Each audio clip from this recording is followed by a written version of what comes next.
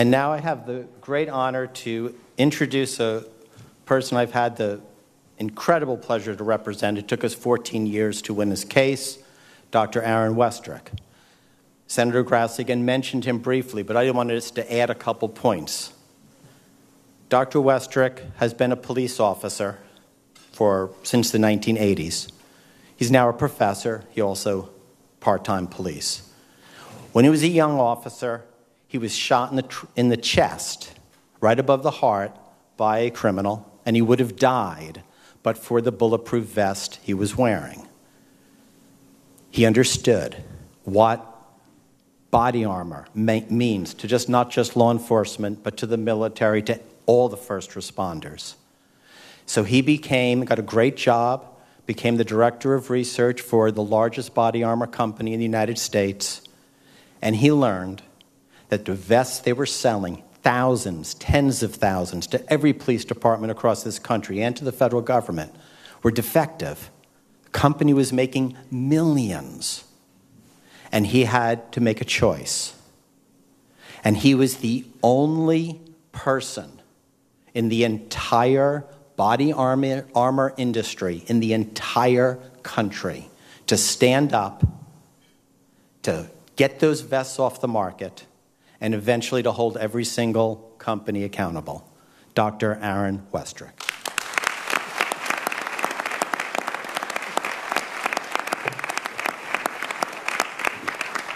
I'm truly humbled to be here. Recalling as I was writing my speech notes on the airplane, I had to get up at 3:30. I'm from northern Michigan, right on the Canadian border. I teach up in Sault Ste. Marie, the Canadian Friends. 20% of my students are Canadians, but Steve said, "Hey, we're going to get little get together."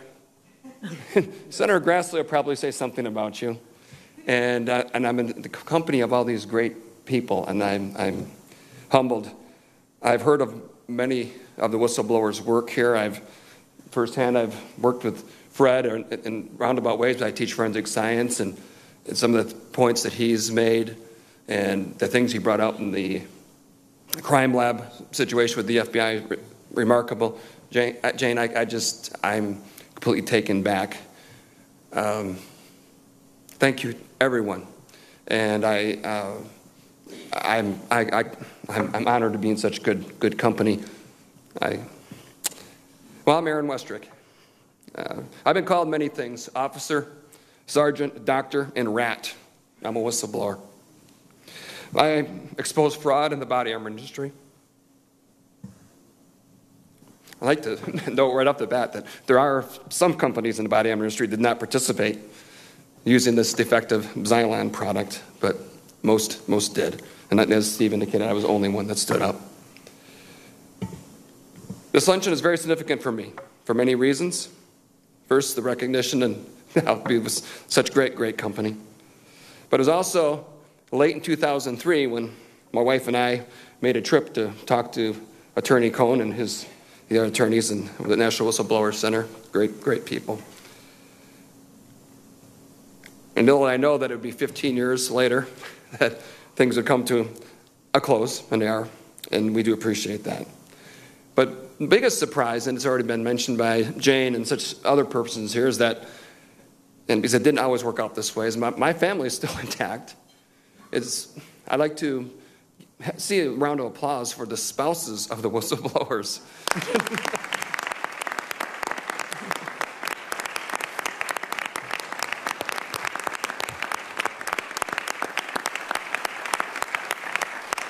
My wife, Kim, is here. We've been married 35 years. And I was going to say 36 because that's coming up, but she said, don't stretch it.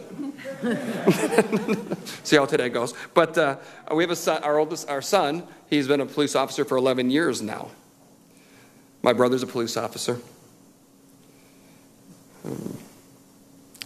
My whistleblower journey did begin in 1982. I was called to a B&E in progress, and I know that the marshals and agents, soldiers, Marines are in this crowd, or understand this, break and entering in progress. And as we arrived on scene, my partner and I, we noticed the suspect was fleeing out of the back of the home, and I gave chase. what we call in the business, he laid down. I fully believed that he would get up and run again, but he decided that he was unimpressed. So he opened fire on me with a .357 Magnum, striking me in the hand and just below my badge on my body armor. I returned fire. So we had .357 Magnums, lots of flashes in the night, as they would say. And as the agents and the marshals and that in this crowd, I hate when this happens, right? That started my whole belief and understanding as I studied. And I had a bachelor's degree at that point from Michigan State. I earned a master's degree and eventually a PhD, studying the psychological, physiological factors of effects of being struck on body armor.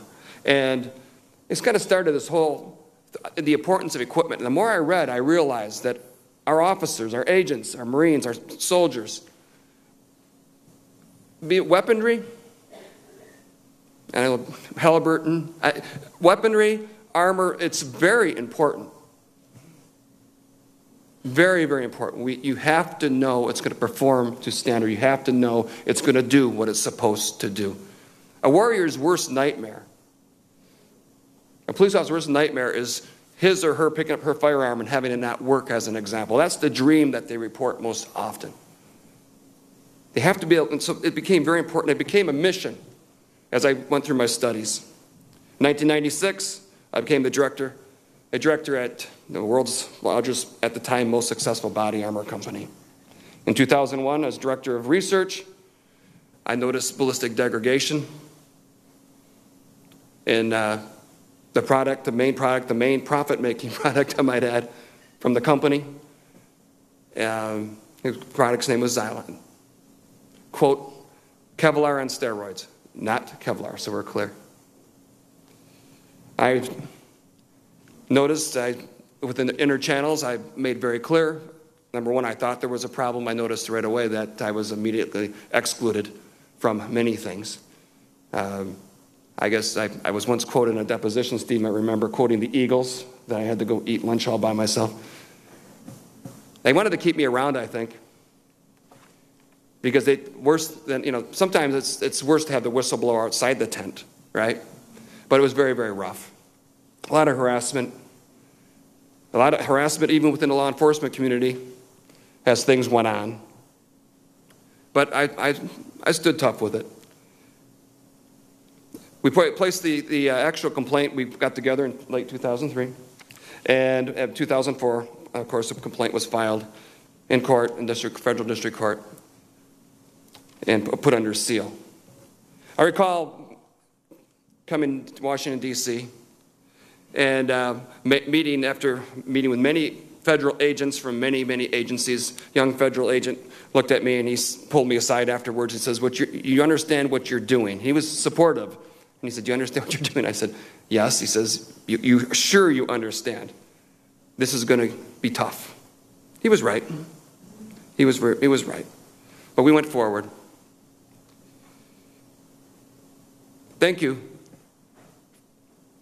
for all the lives that have been saved, for all the persons here, the whistleblowers. Thank you to Senator Grassley and the government officials here that make this happen. This is the only way it's going to happen. We have to have whistleblowers. I'm truly humbled. And I felt a sinking feeling when the gentleman, the Marine, indicated that his case didn't go. And my case, we won. But the bottom line is this: this is the most important thing to me right now. I thank you very much. Thank you, Cone. Okay, the National Whistleblower said I really appreciate it. Can't forget Dave, for God's sakes. They've all had to put up with me for a long time, and I think that it's been a long time, but it was worth it, and I would do it again. And I'm in good company. Thank you very much. Thank you.